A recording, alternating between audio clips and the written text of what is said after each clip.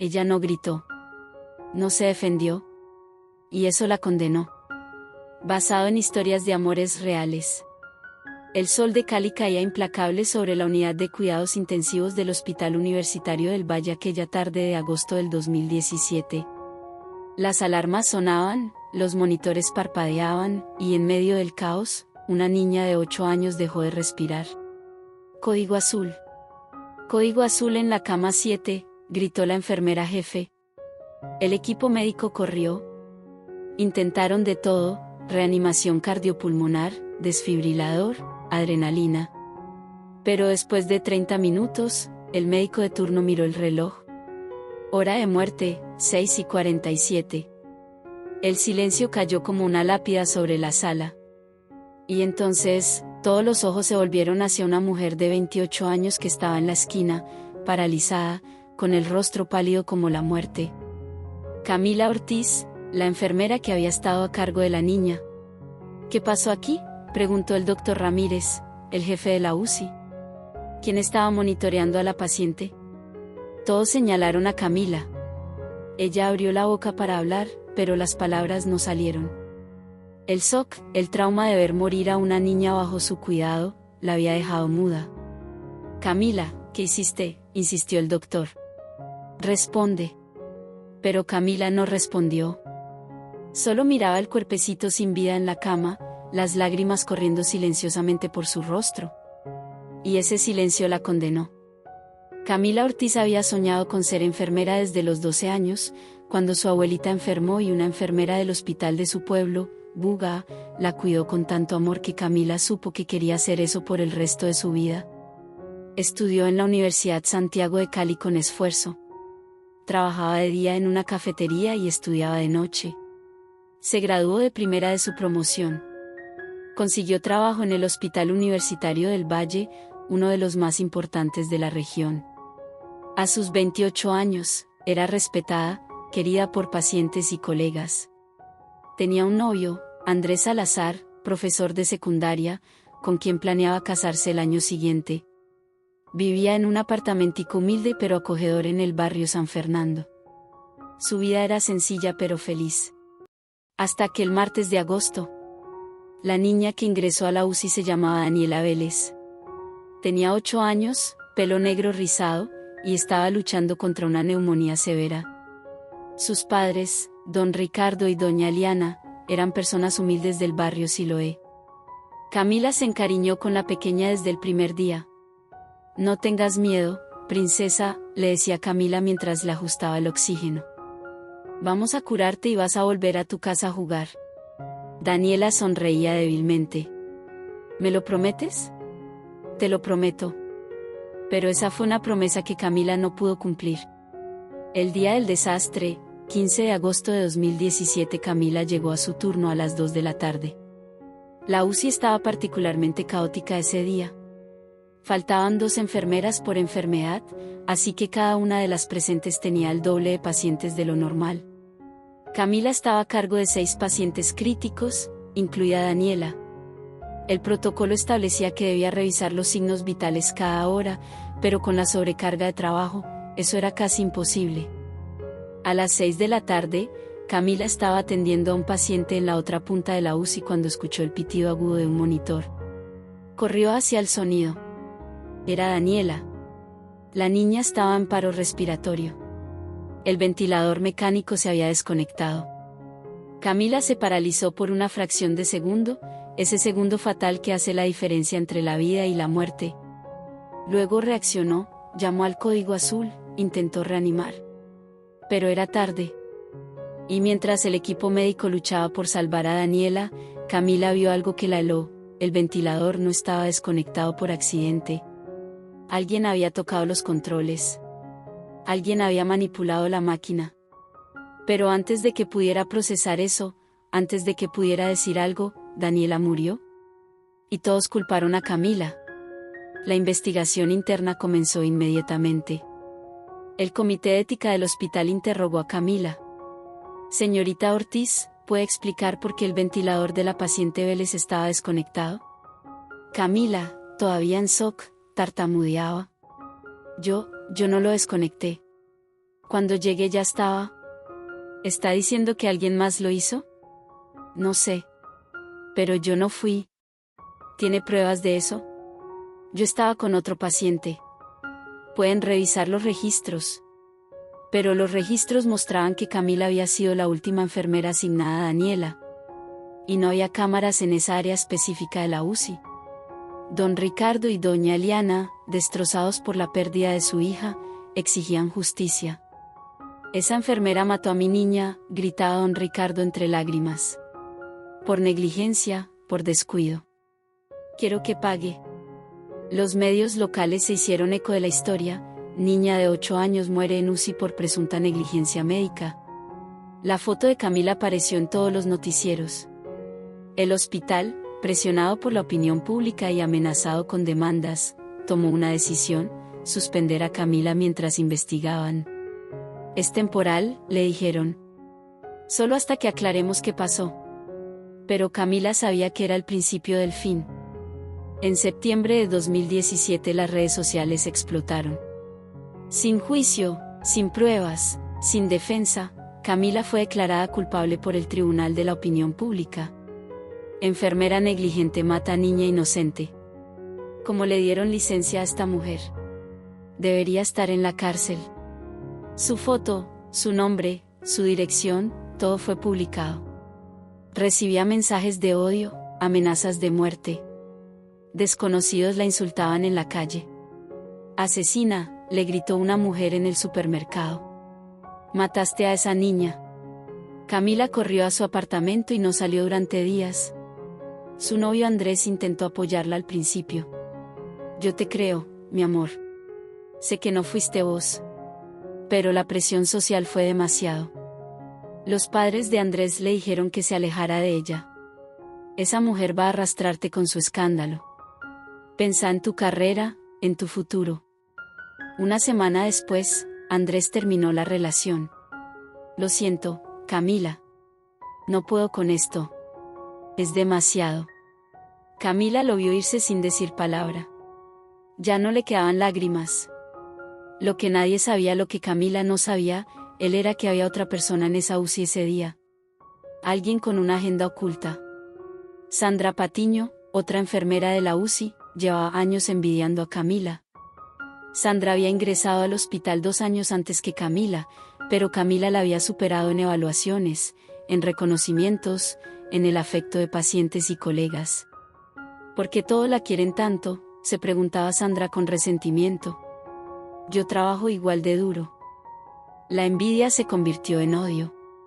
Y cuando Sandra vio la oportunidad de destruir a Camila, la tomó.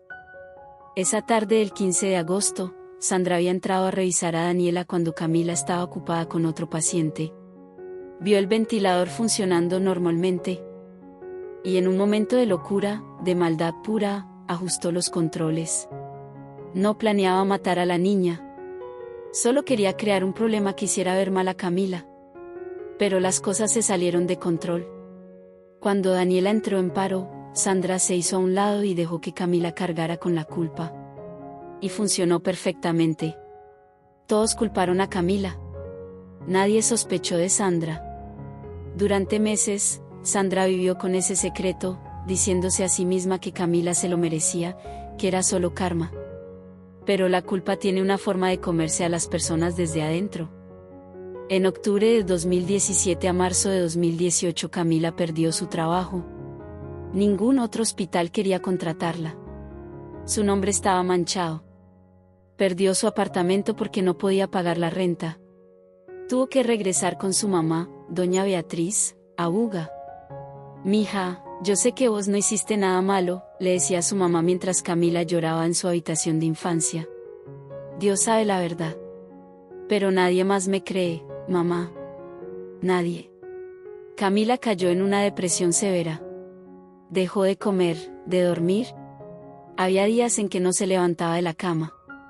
Intentó defenderse, contratar un abogado, pero sin dinero y sin pruebas, era imposible. Es su palabra contra las circunstancias, le dijo el abogado. Y las circunstancias no están a su favor. Los padres de Daniela siguieron adelante con una demanda civil por negligencia. Pedían 200 millones de pesos en daños. Camila no tenía ni 200.000. Pensó en el suicidio. Más de una vez. Miraba las pastillas en el botiquín y pensaba que fácil sería terminar con todo. Pero su mamá nunca la dejó sola. No les vas a dar el gusto, mija. Vamos a luchar. En abril de 2018 Sandra Patiño seguía trabajando en el hospital, pero algo estaba cambiando en ella. Veía a Camila en las noticias, destruida, y la culpa comenzó a pesar. Empezó a tener pesadillas. Soñaba con Daniela, con la niña muerta señalándola: tú me mataste. Tú. Comenzó a beber para dormir. Luego necesitaba beber para funcionar. Una noche, borracha, le confesó todo a su hermana mayor, Patricia. Yo lo hice. Yo toqué ese ventilador y dejé que Camila pagara. Patricia quedó en shock. ¿Qué? ¿Cómo pudiste? No sé. Estaba celosa, enojada. No pensé que la niña iba a morir. Solo quería, no sé qué quería. Tenés que confesar. Hay una mujer inocente sufriendo por tu culpa. No puedo. Voy a la cárcel. Pierdo todo. Ya perdiste tu alma, Sandra. ¿Qué más te queda por perder? En mayo de 2018 Patricia no le dio opción a Sandra. La llevó a la fiscalía y la obligó a confesar. Mi hermana tiene algo que decir sobre el caso de Daniela Vélez. Sandra, temblando, con los ojos hinchados de tanto llorar, confesó todo. Cada detalle. Cómo había manipulado el ventilador. Cómo había dejado que Camila cargara con la culpa. Cómo había vivido con ese secreto durante 9 meses. La fiscalía abrió una nueva investigación. Revisaron los turnos, los movimientos, encontraron inconsistencias en el testimonio de Sandra. Finalmente, encontraron a una auxiliar de limpieza que había visto a Sandra salir del cubículo de Daniela minutos antes del paro respiratorio. La auxiliar no había dicho nada porque pensaba que era parte de su trabajo, pero ahora su testimonio era crucial. La verdad salió a la luz. En junio de 2018 la noticia explotó con la misma fuerza con que había explotado la acusación original. Enfermera inocente, otra colega confesó ser la responsable de muerte de niña. Camila estaba en la casa de su mamá cuando recibió la llamada del abogado. Camila, Sandra Patiño confesó. Usted es inocente. Van a retirar todos los cargos. Camila se quedó en silencio. No sintió alegría, no sintió alivio. Solo sintió un vacío inmenso. Camila. ¿Está ahí? Sí. Gracias. Colgó el teléfono y se sentó en el suelo de la cocina. Su mamá la encontró llorando. ¿Qué pasó, mija? Confesaron. No fui yo. Nunca fui yo. Se abrazaron y lloraron juntas. Pero eran lágrimas amargas. Porque la verdad había llegado, sí, pero había llegado 9 meses tarde. 9 meses en los que Camila había perdido todo.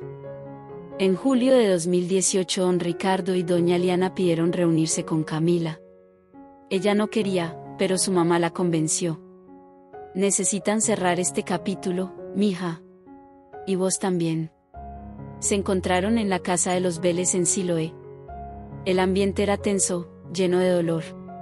Señorita Camila, comenzó don Ricardo, la voz quebrada. No tengo palabras para pedirle perdón. La acusamos sin pruebas. La destruimos. Y todo este tiempo, vos también eras víctima. Doña Liana lloraba sin consuelo. ¿Perdimos a nuestra hija y destruimos su vida? ¿Cómo vivimos con eso? Camila los miró. Parte de ella quería gritarles, culparlos, hacerles sentir el dolor que ella había sentido. Pero cuando vio sus rostros, vio su propio dolor reflejado. Ustedes también fueron víctimas, dijo Camila finalmente. Sandra nos mintió a todos. Les quitó a su hija y a mí me quitó mi vida. Pero ustedes actuaron desde el dolor, no desde la maldad. Así que, los perdono. Fue el abrazo más doloroso y más sanador que Camila había dado en su vida. En agosto de 2018 Sandra Patiño fue condenada a 6 años de prisión por homicidio culposo y obstrucción a la justicia.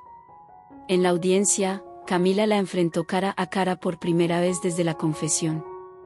¿Por qué?, le preguntó Camila. ¿Qué te hice para merecer esto? Sandra, con la cabeza baja, respondió, nada. No me hiciste nada. Eso es lo peor. Eras buena persona, buena enfermera. Y yo te odié por eso. Por ser lo que yo no podía hacer. Destruí tu vida por envidia pura. Y no hay perdón para eso. Tenés razón, dijo Camila. No hay perdón. Al menos no todavía. Pero algún día, tal vez, pueda perdonarte. No por vos, sino por mí. En 2018 a 2024 Camila regresó a Cali. El hospital le ofreció su trabajo de vuelta, con disculpas formales y una compensación económica. Pero Camila rechazó. No puedo volver ahí. Hay demasiados fantasmas. En cambio, aceptó un trabajo en un centro de salud comunitario en Agua Blanca, una de las zonas más pobres de Cali. Allí, lejos de los reflectores, Camila sanó ayudando a otros a sanar. Volvió a terapia. Reconstruyó su autoestima, su fe en la humanidad, su amor por la enfermería. Pensé que nunca volvería a sentirme yo misma, le contó a su terapeuta. Pero creo que finalmente estoy encontrando paz. ¿También perdonó a Andrés? Él intentó volver cuando se limpió su nombre, pero Camila declinó. Te necesitaba cuando todos me daban la espalda. Y no estuviste. Eso me enseñó quién eres realmente. Hoy Camila tiene ahora 35 años. Trabaja en el Centro de Salud de Agua Blanca, donde atiende a familias humildes con la misma dedicación de siempre. Conoció a alguien nuevo, Felipe, un trabajador social del mismo centro. Alguien que la conoció después de todo, que la ama por quien es ahora, no por quien era. ¿No te molesta mi pasado?, le preguntó Camila cuando empezaron a salir. Tu pasado te hizo fuerte. ¿Por qué me molestaría?, respondió Felipe. Se casaron en una ceremonia sencilla en Buga, con la bendición de doña Beatriz. Un día, Camila recibió una carta desde la cárcel. Era de Sandra. Camila, sé que no merezco tu perdón. Pero quiero que sepas que cada día cargo con lo que hice. A vos, a Daniela, a su familia. Si pudiera devolver el tiempo, lo haría. Pero no puedo. Solo puedo vivir con esto y esperar que algún día, de alguna forma, pueda hacer algo bueno con lo que queda de mi vida. Ojalá vos hayas encontrado paz. Te la mereces más que nadie. Sandra. Camila leyó la carta 3 veces. Luego la guardó en un cajón. Todavía no podía perdonar completamente. Pero ya no sentía odio. Y eso era progreso. La injusticia es como un veneno que se extiende rápido. Condena sin pruebas, destruye sin piedad, y deja cicatrices que nunca sanan completamente. Camila Ortiz fue culpada sin pruebas. Fue juzgada sin juicio. Fue condenada por un pecado que no era suyo. Su silencio, ese shock traumático que la dejó sin palabras en el momento más crítico, fue interpretado como culpa. Y eso la destruyó. Pero también la hizo más fuerte. Hoy, cuando Camila camina por las calles de Agua Blanca con su uniforme de enfermera, los niños del barrio la saludan con cariño. Las mamás confían en ella. Los ancianos le cuentan sus penas. Y ella, que fue destrozada por la injusticia, ahora es un faro de esperanza para quienes sufren. Porque aprendió que la verdad siempre sale a la luz. Tal vez tarde. Tal vez demasiado tarde para reparar todo el daño. Pero sale. Y cuando sale, los que resistieron, los que aguantaron, los que no se rindieron a pesar del dolor, esos son los que finalmente encuentran paz. Si esta historia te conmovió, déjame un comentario. ¿Has sido acusado injustamente alguna vez? ¿Conoces a alguien que haya pagado por un pecado que no cometió? Estas historias necesitan ser contadas para que no se repitan. Y si quieres más testimonios reales sobre injusticia, redención y el poder de la verdad, suscríbete al canal. Aquí compartimos las historias que la sociedad necesita escuchar. Recuerda siempre, El silencio no es culpa. A veces, el trauma nos roba la voz. Pero la verdad no necesita gritos para existir. Solo necesita tiempo para salir a la luz.